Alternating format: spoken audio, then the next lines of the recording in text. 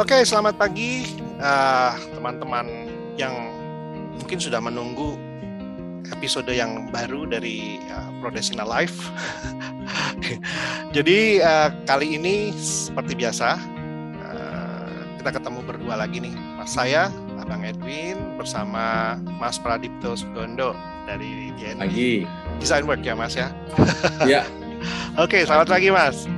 Oke. Ya, pagi.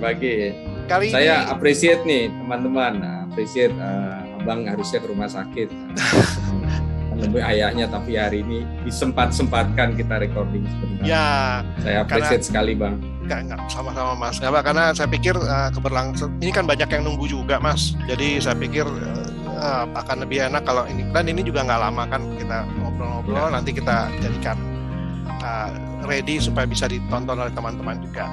Oke, kali ini ada topik yang menarik sebetulnya.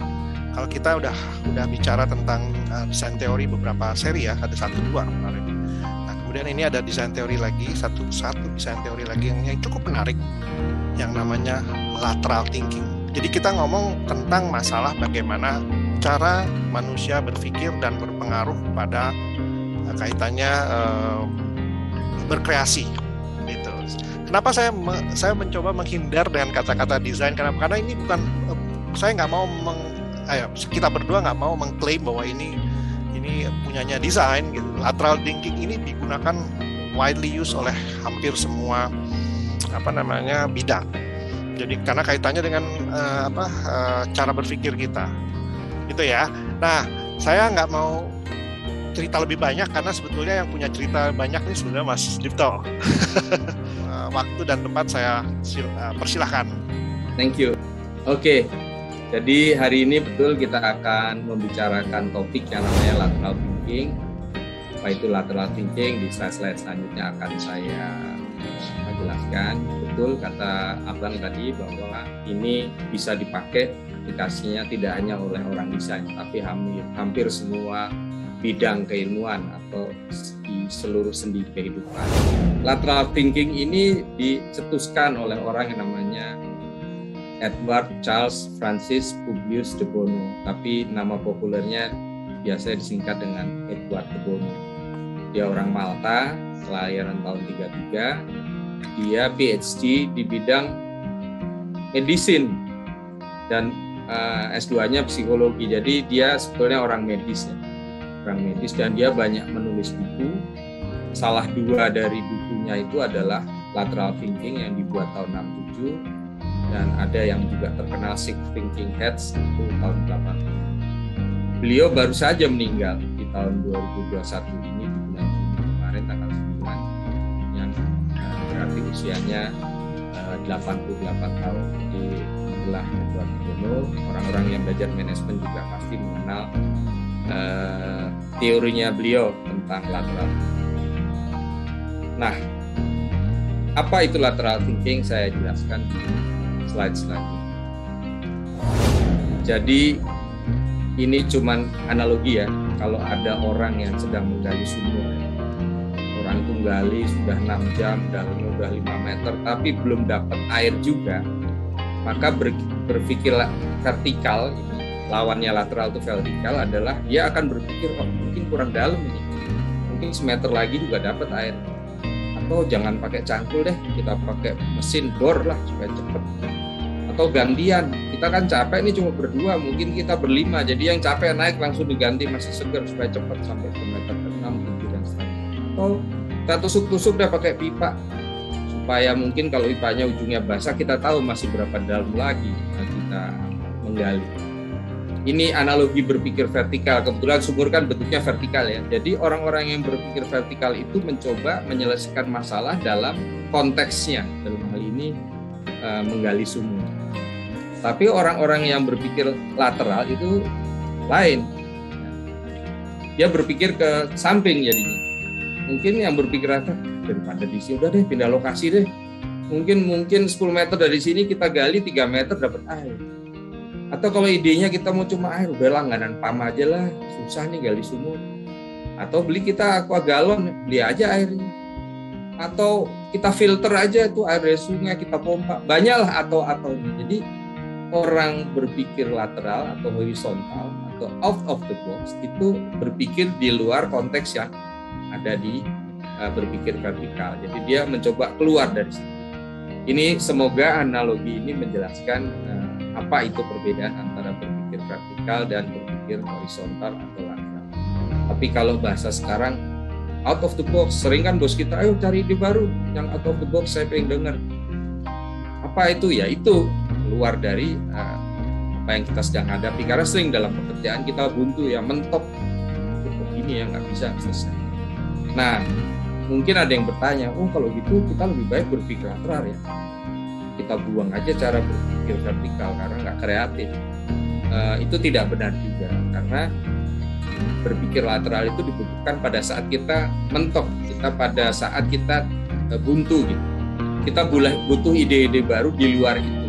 Tapi untuk membuat ide baru tadi menjadi realistis, bisa direalisasikan, maka pola berpikir vertikal itu tetap diperlukan. Jadi ini bukan pengganti, tapi dua-duanya diperlukan. Cuman satunya adalah mencari ide baru out of the box, yang satunya digunakan untuk membuat ide tadi menjadi terrealisasi. Misalnya, oh kita langganan PAM, ada nggak biaya bayar air setiap bulannya?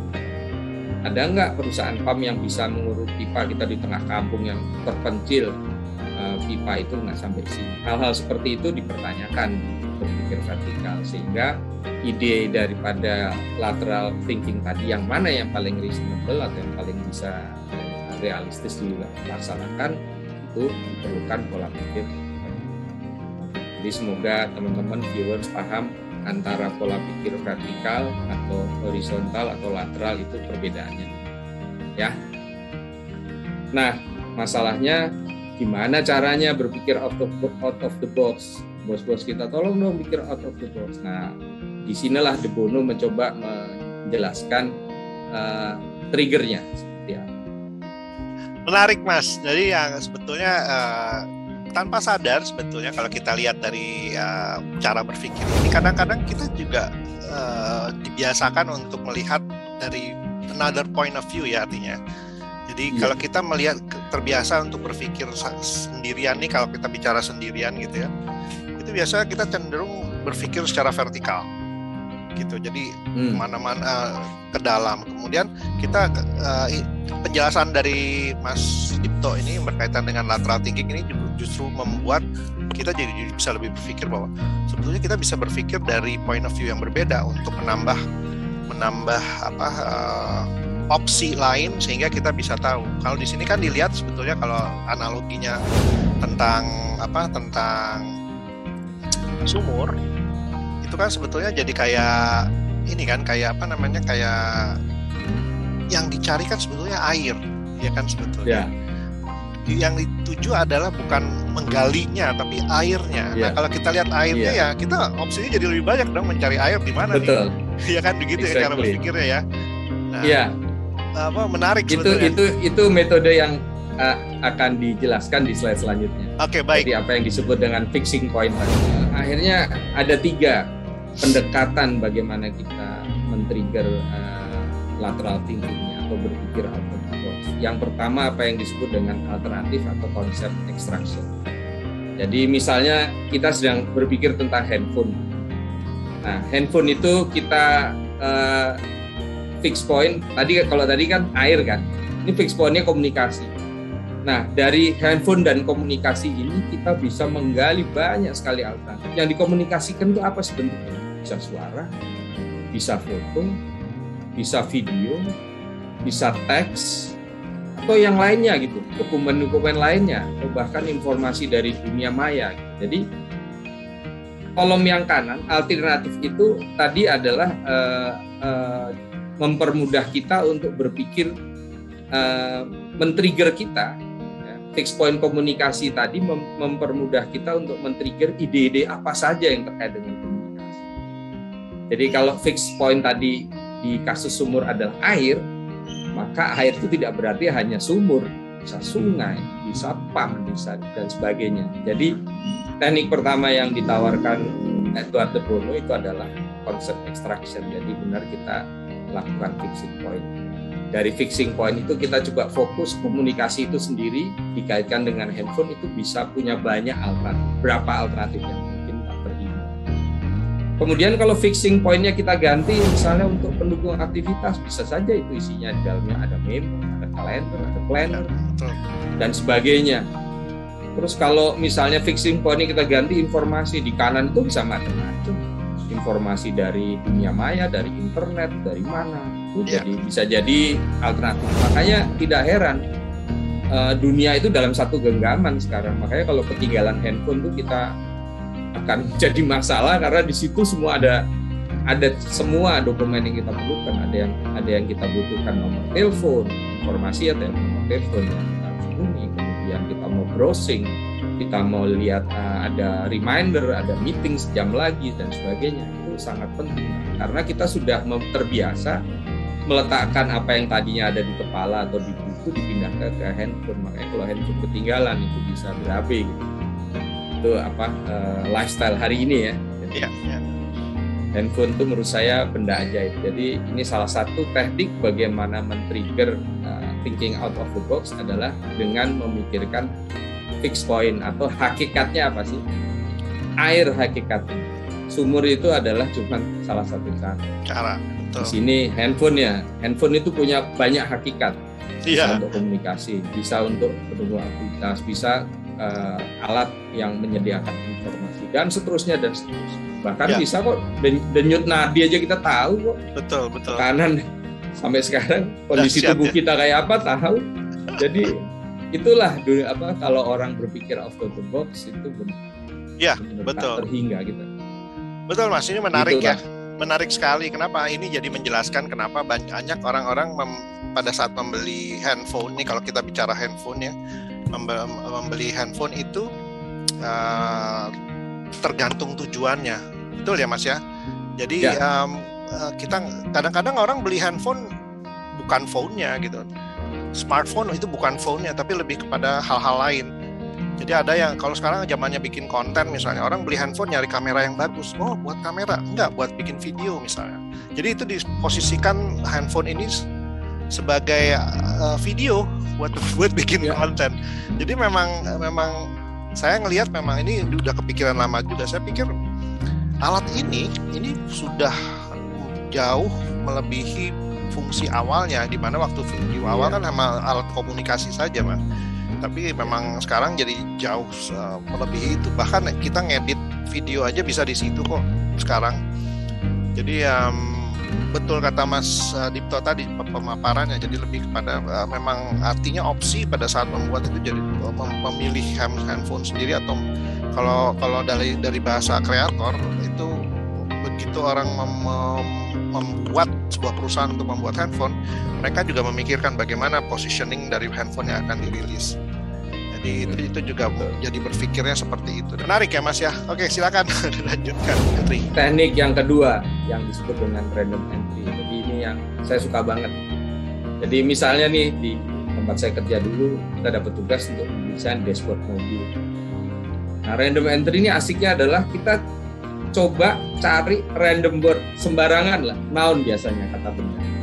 Jadi kadang-kadang saya lihat di videonya itu ya, mereka buka kamus ya, dictionary, diputer terus stop gitu, terus tunjuk sembarangan merem gitu. Misalnya dalam hal ini ketemu kata hidung gitu. Ini dua hal yang seolah-olah hubungannya dashboard sama hidung gitu. Karena yang muncul kata-kata sembarang, dan ini bisa di-exercise, seru gitu loh. Jadi kalau kita ada a group of designers gitu ya, yang satu nemu kata hidung, yang satu ketemu nama alat itu untuk masak misalnya, panci atau wajan, yang satu nemu apa, yang irrelevant gitu seolah-olah. Tapi ini teknik yang menarik supaya kita mencoba berpikir di luar box. Nah, kalau ini kita coba kembangkan, maka kalau dengar kata hidung itu hubungannya sama bau-bauan. Kenapa nggak kita bikin dashboard yang bisa mengeluarkan aroma sebagai mood booster gitu. Kalau pagi kita ingin berangkat di mobil, suasananya bersemangat, ini bau ini yang keluar misalnya. Atau kalau lagi suasana romantis, jalan sama pacar kita misalnya malam minggu, bau mawar misalnya. Kan belum ada ide seperti itu. Ya. Kalau di mobil-mobil premium saya lihat ambient light itu sudah dimainkan. Ada yang warm, ada yang cool, ada yang penerangan. Itu bisa di setel penyinaran. Tapi aroma belum. Padahal berapa banyak di toko aksesoris yang jual aroma yang tambahan di luar dashboard. Tinggal milih kan. Ya. Kalau ini satu kesatuan dengan dashboard system, kita tinggal kan moodnya kita apa, kita tekan keluarlah bau. Misalnya stress release gitu. Baunya bau duit kertas baru, tahu kan? Iya. Saya pribadi kalau bau duit kertas baru langsung hilang tuh stres. Masalah duit beres langsung. Nah ini tapi benar, saya suka bau uang baru tuh, atau bau silotip, maaf nyebut merek, 3M yang Scotch tape 3M tuh, wangi jeruknya tuh enak gitu, seger banget gitu. Nah contoh gitu. Terus hubungan sama debu, sama orang yang alergi debu misalnya, kenapa nggak kita siapkan filter yang levelnya HEPA filter misalnya, yang sekarang kebetulan ada pandemi kan, kenapa tidak jadikan standar semua mobil ada filter yang bisa mensirkulasi udara di dalam mobil, sehingga semua bakteri yang ukurannya mikron tadi itu bisa terfilter tersangkut di filter tersebut. Itu hubungan sama hidung juga kan. Terus coba perhatikan mobil siapa yang nggak ada tisu di dalam mobil. Perhatikan orang itu. Tapi ada nggak satu pabrikan yang menyediakan tempat tisu? Padahal pasar kita tuh butuh tisu. Entah buat macam-macam. Habis minum tangannya lengket, habis buka buah, atau habis makan bakso, ada yang netes, atau habis bersin. Kan ada tisu umumnya di mobil. Kita naik ke mobil siapa pasti ada tisu. Mungkin 80% ada tisu. Tapi pernah nggak terpikir ditaruh di mana tuh tisu? Ada yang ditaruh di sun visor, ada yang taruh di atas rem tangan, ada yang di atas dashboard tapi kalau nikung jatuh, dan sebagainya. Jadi ini baru dari satu kata hidung saja kita sudah menemukan 3 inovasi yang mungkin kalau diterapkan di mobil di Indonesia semua nggak ada yang against, semuanya akan setuju. Apa ruginya kalau ada aroma, daripada beli tiap hari ke toko aksesoris, digantung di spion, ada yang berupa botol, macam-macam lah, taruh di depan outletnya AC. Kenapa nggak jadikan satu standar pabrik? Karena semua orang beli. Nah ini contoh saja, random entry. Ada komentar, silakan. Ya menarik ya. Jadi ini kayak saya jadi ingat kalau sebuah design meeting itu kita diminta untuk brainstorming, terutama kalau di design thinking itu ada proses namanya brainstorming. Itu setiap orang diminta untuk mengeluarkan ide yang nggak usah dipikirin bisa dibuat apa enggak. Cuman ini kalau yang Mas Dipto paparkan itu lebih terstruktur ya, jadi menggunakan kata, jadi lebih nggak terlalu bebas sekali, jadi lebih enak ngikutinnya justru. Jadi saya ingat itu. Saya pernah lihat contoh gini, misalnya kita kan punya expert biasa di kantor, orang Jepang, orang asing gitu. Terus suatu saat dia harus pulang kan, bikin farewell party gitu. Terus apa yang buat dia terkesan? Biasanya kata bantunya bukan dari kampus, kaitin nama hobi dia. Misalnya dia suka golf gitu. Misalnya si Mr. Watanabe misalnya mau pulang, hobinya apa? Golf. Watanabe farewell party sama golf.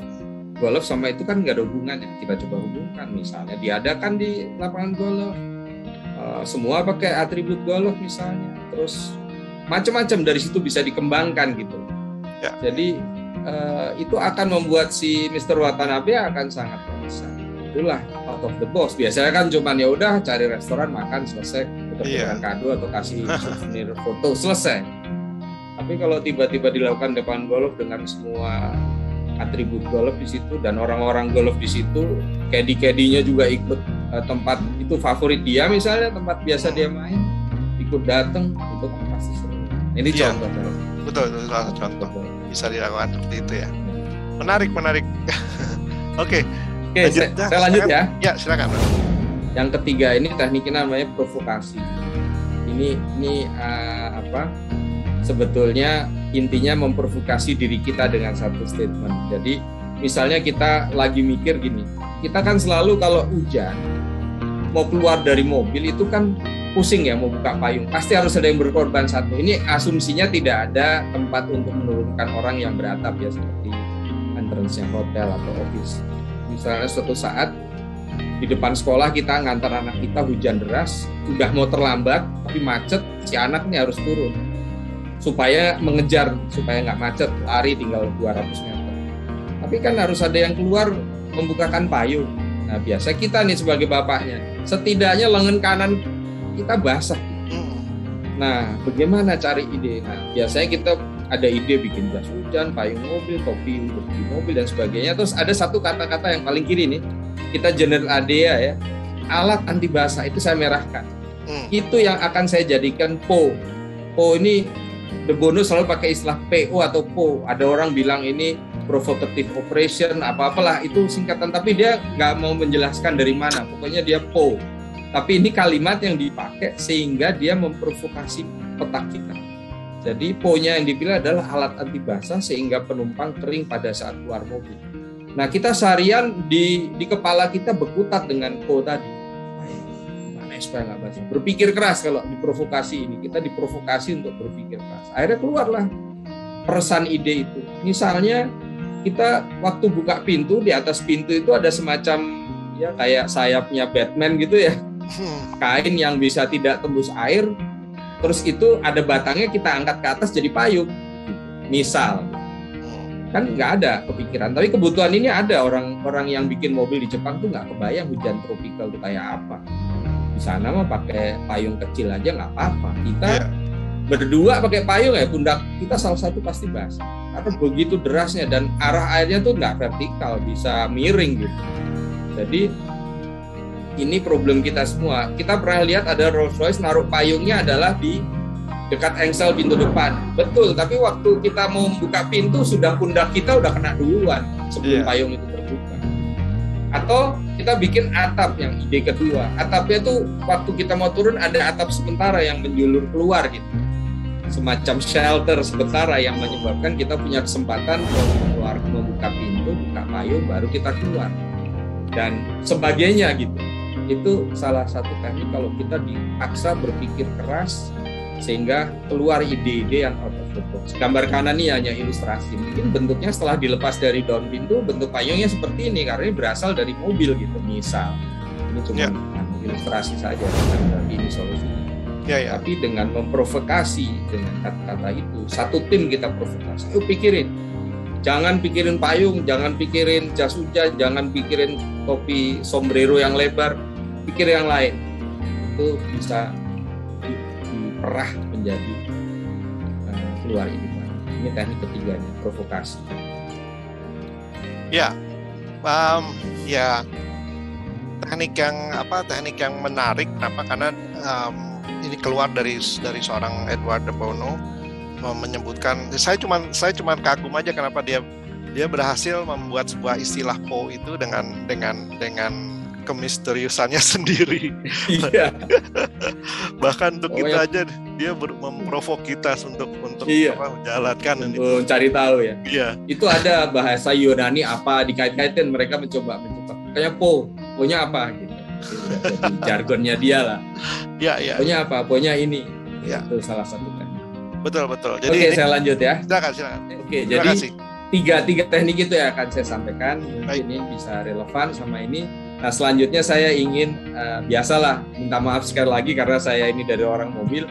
Saya melihat itu sangat relevan dengan apa yang terjadi di dunia mobil juga gitu. Nah ini dunia mobil juga demikian ya. Jadi zaman dulu mobil itu cuma terbagi atas 3 kategori. Kalau tidak mobil penumpang, mobil barang, atau mobil khusus gitu. Jadi ada yang untuk pertanian, misalnya Land Rover, untuk militer, misalnya Jeep di Amerika itu lahir karena kebutuhan militer. Tapi generasi kedua dari mobil ini adalah tadi mencoba berpikir menggabungkan, berpikir lateral ya, ke kiri ke kanannya. Contohnya MPV itu sebetulnya gabungan antara station wagon dengan van. Jadi sebuah MPV itu pasti punya kemampuan membawa manusia banyak, juga punya kemampuan membawa barang. Makanya MPV itu kursinya bisa digeser maju, bisa dilipat ke kiri, ke kanan.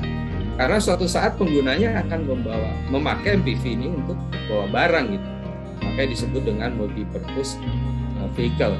Itu aslinya adalah konsep station wagon yang panjang seperti itu digabung dengan kemampuan membawa barang mobil van. Kemudian di Meksiko tuh ada, mereka sangat populer nih, pickup sedan tapi pickup gitu. Jadi pickup dikawinkan sama sedan, bentuknya seperti ini. Di sini mungkin nggak pernah lihat ya, tapi di sana kalau kita itu, wah orang Meksiko suka banget. Jadi dia bawa barang tapi tampangnya sedan. Lucu ya. Ya, jadi ini antara kategori kiri sama kanan dikawinkan. Kemudian yang namanya SUV, Sport Utility Vehicle, itu dari Jeep dikawinkan dengan station wagon juga. Jadi SUV aslinya itu pasti 4x4.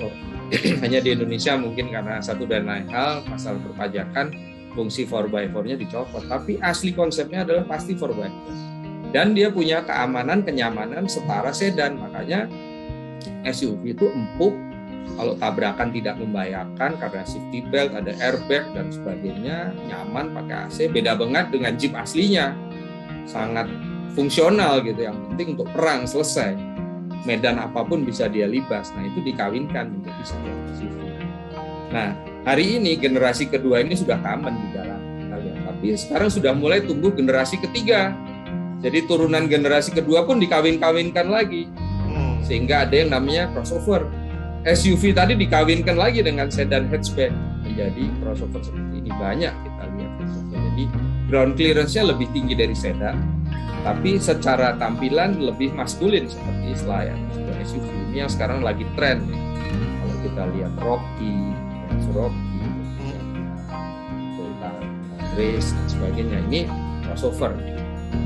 Kemudian ada fastback SUV. Ini pelopornya seingat saya BMW X6 seperti foto ini. Jadi atasnya itu ya seperti fastback, seperti siluetnya Porsche begitu ya, landai sport car, tapi bawahnya SUV, bawahnya sangar, bannya gede, tapi larinya kenceng.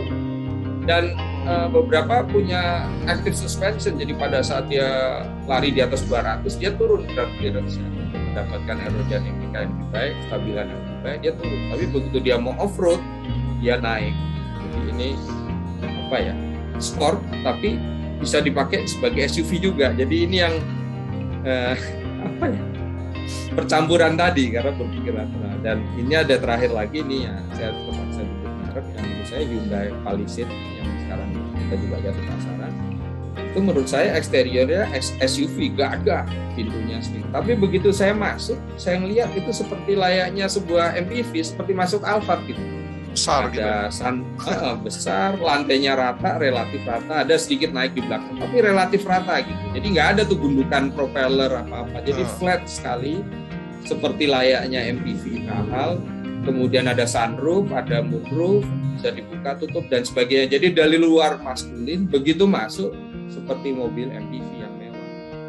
Jadi ini yang terjadi. Nah, apa yang selanjutnya itu kan yang menjadi pertanyaan. Jadi dengan skema ini saya ingin para desainer terutama yang senang mobil atau yang lain juga nggak kaget-kaget kalau misalnya di masa depan ada perkawinan misalnya yang kanan atas itu sebetulnya mobil balap dicampur sama pickup gitu, sport car sama pickup, sangat agresif karakter lainnya dan desainnya itu sangat agresif. Atau yang kiri yang kuning SUV dengan pickup digabungkan keluar seperti ini. Atau yang bawah kiri MPV dikawinkan dengan mobil sport, jadi ceper banget tapi MPV. Atau crossover yang lebih sporty lagi dan banyak lagi. Jadi sebetulnya dunia kreatif itu memadu padankan tadi, jadi ditabrak-tabrakin yang tadinya mungkin tabu atau aneh, tapi dalam dunia desain apa yang aneh? Ada yang aneh. Mau mobil balap gabung sama pickup, beda fungsi kan sebetulnya. Pickup apa perlu ngebut sih? Iya, tapi betul. Itulah kita ingin sesuatu yang baru, itulah desain, karena manusia tidak puas kayak hari ini eksplorasi terus bentuk-bentuk. Iya, betul. Itulah kekuatan pemikiran kreatif, apalagi apa yang disebut dengan lateral thinking yang disampaikan oleh Edward de Bono di tahun 67 tadi kalau nggak salah.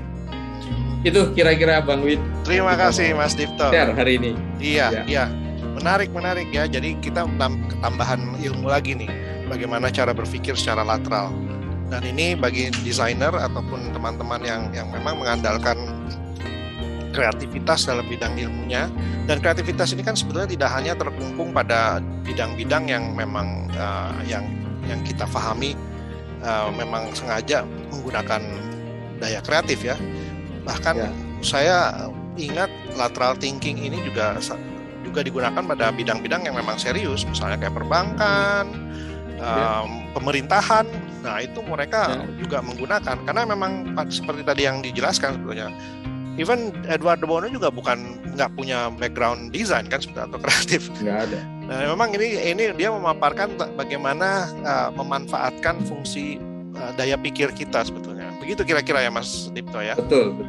Jadi dengan sharing ini saya harap siapapun yang mendengarkan jangan merasa risih atau terganggu dengan orang-orang yang kadang-kadang berpikir out of the box. Karena memang itu kadang-kadang pemikirannya konyol, salah, nggak proper. Tapi dibalik itu kalau digali lebih jauh, mungkin kita bisa menemukan inovasi baru dari sini. Jadi kita harus bijak lah. Jadi cuman memang harus diatur kapan pakai. Kalau dia tiap hari berpikir lateral ya, nah, saya bilang tadi antara vertikal sama horizontal atau lateral tadi adalah kombinasi.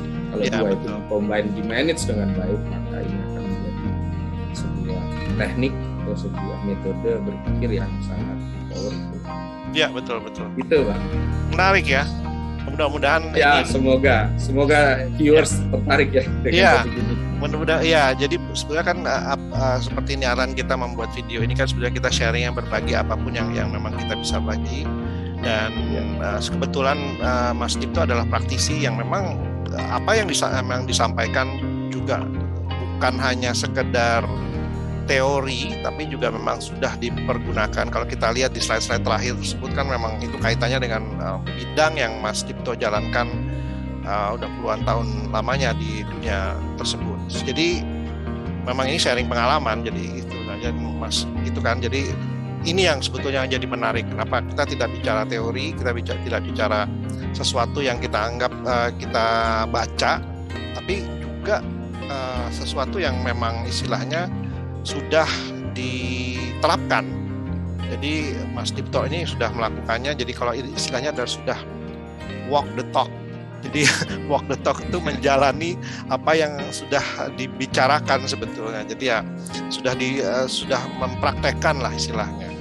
Ya. Sehingga ini yang menarik. Makanya saya bilang menarik bahwa sebetulnya ilmu sudah akan jauh lebih menarik kalau ilmu tersebut sudah berhasil dan diterapkan kepada kita. Kalau kita cuma belajar saja tapi tidak diterapkan, ya semua orang bisa melakukannya. Tapi kalau memang di backup dengan sebuah pengalaman, itu jauh lebih menarik karena proven kan ya Mas. Kira-kira gitu. Ya. Oke. Ada lagi yang ingin disampaikan Mas sebelum kita? Ya, sementara itu. Oke.